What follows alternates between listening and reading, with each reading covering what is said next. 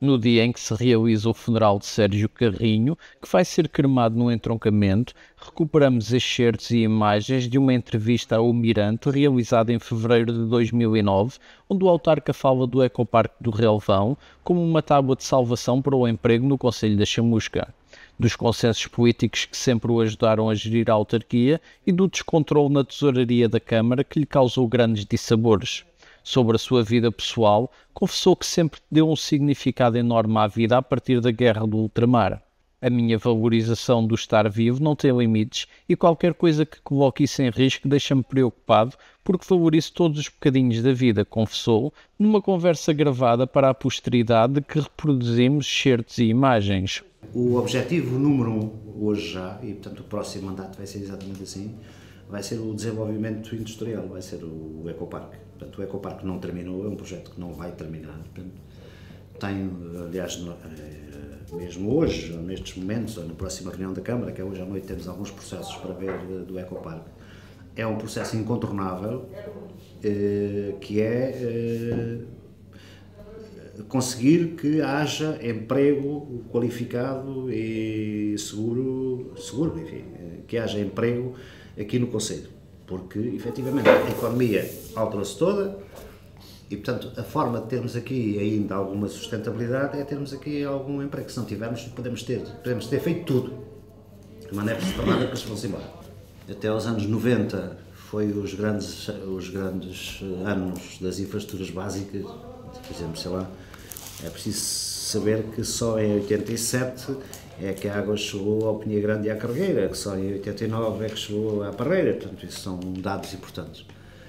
Depois, a década de 90 foi sobretudo a rede viária e os grandes equipamentos, as áreas sociais, as áreas associativas, as creches, jardim de infância, lares, portanto, a área social. E este do ano 2000, digamos assim, foi 2008, neste momento, portanto, digamos que tem sido de facto o esforço que se iniciou em 99 com a instalação do aterro sanitário e que depois em 2003 com o Ribes, enfim, foi a grande década desse processo, que parece que hoje é simples, não é? Nem nunca foi, mas pronto, como se viu e como se vê, mas que é de facto o ano de darmos a volta por cima, porque até aí o que aconteceu? Foi esse Palil que fechou, foi a adega cooperativa que fechou, foi a cooperativa dos olivicultores que fechou, enfim. É claro que houve algumas coisas boas, reabriu, portanto, aqui a Ortejo, que teve muitos anos também falida, portanto, deu a volta por cima com as associações de agricultores, com outros tipos de produção, mas isso tudo não é suficiente para manter a estabilidade, porque, entretanto, a desertificação aumentou, aumentou o número de idosos, diminuiu o número de jovens. Eu sou um sportinguista muito low profile, não sofro muito com essas coisas. Os meus tempos livres, olha. Jogar a bola. Vamos lá, leio jornais, gosto de fazer umas cestas no sofá, gosto de fazer mapling. E depois às vezes entretenho-me a ver papéis, a organizar algumas coisas dos meus cactos, das minhas velharias. Esse é a sua grande paixão, as velharias? Não digo que é uma paixão, digamos que é um hobby já muito velho, e portanto colecionismo, coisas desse tipo, enfim, interessam-me, ocupo um bocado de tempo. E gosto também de passear, gosto de andar a pé, gosto de passear, gosto de ir quando tenho tempo. Assim faço a pé, aliás, vejo muitas coisas e faço viagens a pé.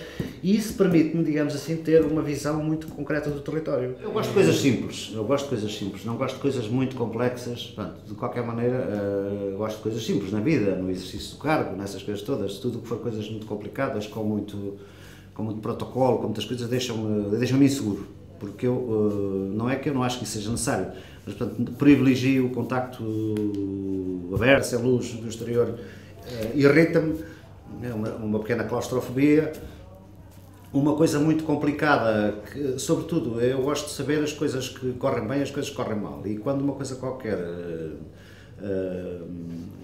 mesmo que as coisas não estejam bem, eu gosto de saber para evitar que se criem situações surpreendentes, porque não há ninguém perfeito e pode-se perfeitamente, no meio de uma situação qualquer, intervir e sem ser ficar com as pessoas nervosas e irritadas, alguma coisa qualquer. Portanto, não gosto de imprevistos. Vamos ver, em 2005, portanto, é público e Passei por uma situação muito complexa que derivou naturalmente de dificuldades internas, portanto, no município, nomeadamente de um descontrole que eu, aliás, assumo e assumi e assumirei a responsabilidade muito grande, naturalmente de umas dificuldades de tesouraria incontornáveis e de algumas coisas que se fizeram na altura no sentido de tentar dar essa volta que não foi possível, causando uma situação muito angustiante e muito embaraçosa. Foi uma situação muito difícil, muito complexa, que naturalmente me causou alguns problemas, aliás, também foi causada por alguns problemas de saúde. É incontornável eu dizer que estava à beira de uma depressão muito complexa. E de facto houve uma situação, talvez a mais difícil do ponto de vista pessoal, portanto, foi essa. Uma situação difícil porque passámos também, e que me causou naturalmente também alguns, ainda hoje me lembro disso e me causa sempre no período de verão alguns calafrios, foi a situação de 2003, portanto no período dos incêndios, que eu hoje posso confessar de facto que houve momentos daqueles dias, aqueles primeiros 2 dias, que eu não sabia sequer o que é que havia de fazer,